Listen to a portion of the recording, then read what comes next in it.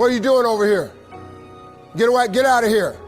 I pull my string up. Hey, them fish don't belong to you. Let them fish go. I got to take all them fish off the hook and throw it back in the water. He didn't know, man, that I'm trying to eat, but I can't break no law, so I got to go on by my business. So first thing I said, I told God, I said, when I get me some money, I'm going to buy me a piece of land. Because I just want a piece of land where can't nobody run me off. I just want something I can stand on. This here piece belonged to me. So this how I did it. I was reading something one day, and I said, man, how much land is on earth? So I looked it up. It's a little over 36 billion acres of land on earth. At the time, it was between 5 and 6 billion people on earth. It's a little over 8 billion now. So I did a little hood math. I said to myself, if it's 36 billion acres of land and it's 6 billion people, just to me, everybody ought to have 6 acres of land. It was a scripture my mom used to tell me about all the time. She said, you have not because you ask not. So guess what I started asking for? 6 acres of land. Just wanted 6. So I messed around and got my first piece of money. I got me a check for about $115,000. So first thing I did, went to Dallas, Texas, said I'm buy me some land. I found a piece of land, I thought it was perfect. Had a fishing lake at the end of it, because I love to fish. I said, man, this piece I'm gonna buy right here. Let me talk to somebody. I was with a real estate agent. I said, how much is this? He says, $250,000. I can't afford this. So I got about 115. He said, I don't think you're gonna be able to get it for that, but I'll make a call. So he called the guy. The guy said he would take 115 now and I could pay him the rest later. And before I did it, I said, hey man, let me ask you something. How much land is that? He said, oh, that's 6 acres. It was 6 acres. I got ready to sign it up. The real estate agent said, Mr. Harvey, before you sign that, I want you to think about it. I want to show you something else. So he took me over to this dude's house. I never met this guy. He came outside, he's a hillbilly. He's just country. You know, I was a little nervous. Me and hillbillies don't we don't normally work that good together. His name was Jerry Campbell. Turned out to be one of the nicest men I ever met. I misjudged the man. He talked to me, said, I want to show you something.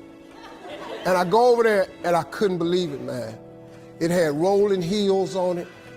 It had 4 lakes on it, fishing ponds. I said, man, look at this right here. How many acres is this, man? He said, 16 acres. I said, man, I can't afford nothing like that. He said, well, hold on, I'm in a tide right now. How much you got? I said, well, I was gonna do this other piece of land. I got 115, I'm gonna pay now. And if you give me a year to pay out the rest of it, I could buy it from you like that. He said, tomorrow morning, if you bring me a $115,000 check, I'm gonna give you this land. So I got the 16 acres of land the next day. So I said, wow, that's how it worked. You have not because you ask not. I asked for 6. Soon as I was gonna buy the 6, he put some grace on it. Next thing you know, I got 16 for the same money. So I got to thinking. I got a couple partners in Cleveland that's locked up. They not getting out of prison. So I asked God, could I have a 6?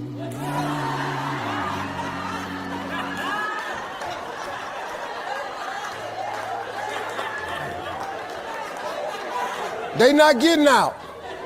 They got 6 coming. Hey, Lord, can I have a 6?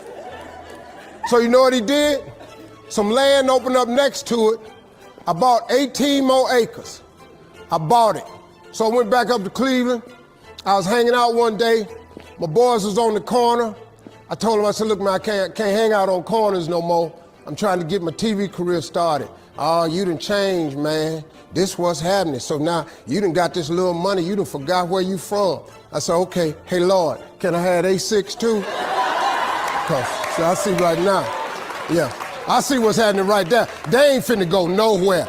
So I kept asking for everybody I thought wasn't gonna ask for their 6. I asked for their 6. I ended up owning almost 300 acres of land in Denton County, Texas.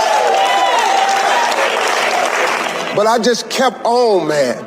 Just kept on with it. I just kept the faith. I kept believing. I kept asking him. I kept wanting. God got great life for you, man. But you're gonna have to ask for it. And when you ask for it, you're gonna have to believe it.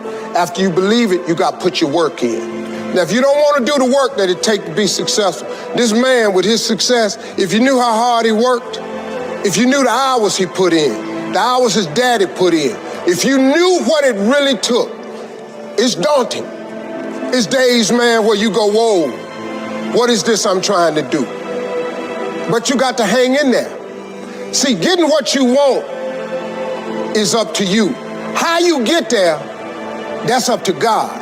See, the problem with you is you trying to figure out how to do something. Listen to this. The how-to ain't none of your business. The Bible don't tell you to figure nothing out. It say ask, believe, and receive. Now, see, you keep going down these churches, they keep telling you this, but you ain't listening. I'm asking you to listen. You can turn your life around if you change your attitude. You change your attitude, you change your altitude. Stop sitting in here with a life of mediocrity when that ain't what God created you for. Now, you might not want this life. You might not want what it takes to get here. But if you want this life, you got to put in your work. You got to put it in, you got to stay prayerful, you got to never give up, you got to talk to God every day. Now, if that ain't what you want to do, then good luck. You keep doing what you've been doing, you're going to keep getting what you've been getting. Now, I would try something else if I was y'all.